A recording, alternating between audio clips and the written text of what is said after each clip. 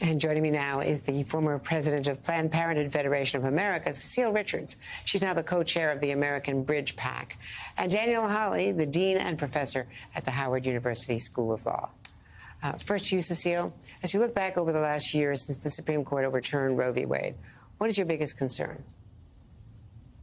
My biggest concern, Andrea, is what's happened to women and women's health. It's been devastating from the beginning, and we're only now beginning to understand how severe the impact is. The Kaiser Family Foundation just came out with what I think is a devastating report on the number of two-thirds of OBGYNs saying their ability to deal with complications in pregnancy have been severely reduced. These are women who have ectopic pregnancies, women who are miscarrying. We're seeing an increase in women asking for sterilization because they are so afraid of getting pregnant. And just recently, as we saw this new generation of OBGYNs, even in my home state of Texas, there's a 19% decrease in people taking OBGYN residencies in Texas. In Texas, already half the counties have no OBGYN. And so this is not just a today impact. This is going to be a long-range impact on the health and well-being of women in America. Danielle, with the new NBC News poll showing overwhelming support for abortion rights in this country, do you think this has contributed to the diminished respect for the Supreme Court? What are the implications of that? You're a law professor and you're a dean. Absolutely. I think that the Supreme Court is really in an institutional crisis. We see questions about ethics, including the recent reports this week about Samuel Alito's trip with a billionaire going fishing, all the way to Justice Thomas ethics. But if you look back, this really crisis in confidence in the court started with a lot of the confirmation battles that we've had. But the Dobbs decision has made a huge impact on the way people, I think especially young people and people of childbearing years, but really all of us, the way that we see the court. The overturning of a 50-year precedent and really the stroke of a pen, I think, gives people a lot of nervousness about what is the agenda of the Supreme Court and how much will the Supreme Court do to disturb the everyday lives of people. When we see in that package women not being able to get basic reproductive rights and health care, and that the Supreme Court really has the power to do that, it scares a lot of people about the power and the breadth of what the Supreme Court agenda is. Cecile, what about the things that the Biden administration is trying to do by executive action? And there are lawsuits challenging that state by state.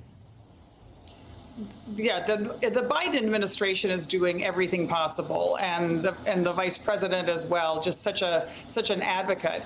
This is a state-by-state fight, but I think, as we all know, this issue, whether this country will continue to allow legal abortion anywhere, is going to be decided in this presidential race. And what's really been interesting to me over the last year is what we have seen confirmed and even strengthened is this is a country that supports abortion rights. This is not a country that wants politicians making decisions about people's pregnancies. And this is the thing that I can't believe the Republican Party.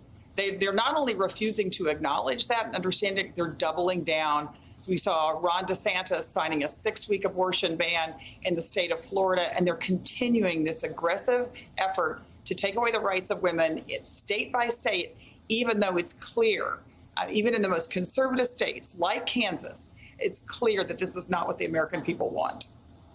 Danielle, the abortion pill is also in jeopardy in terms of the attempts to stop a pill that's been used for 20 years. Where do you see that coming down? You know, this has become an incredibly important question because we know that after Dobbs, one of the things that we've seen is many people are getting abortions through medication instead of surgical abortions. In fact, there's some reports that there's almost a 60% increase in the search for medication for abortion. So that means that decision becomes incredibly important to abortion access around the country because many women who can't get surgical abortions in their own states need to seek out the abortion pill in order to get an abortion at all or have access to abortion at all.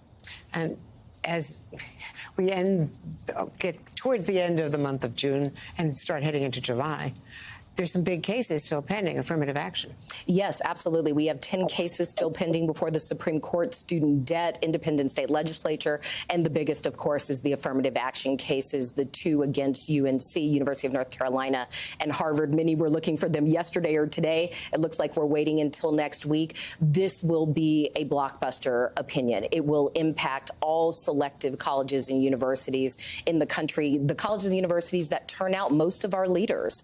And so the question of whether there will be the ability of colleges and universities to use race, I think, is a big question that will have its big impact maybe as Dobbs. And our military academies as well. Absolutely. Our military academies will be hugely affected. And so everyone is on the edge of their seats waiting for the Supreme Court to make these decisions.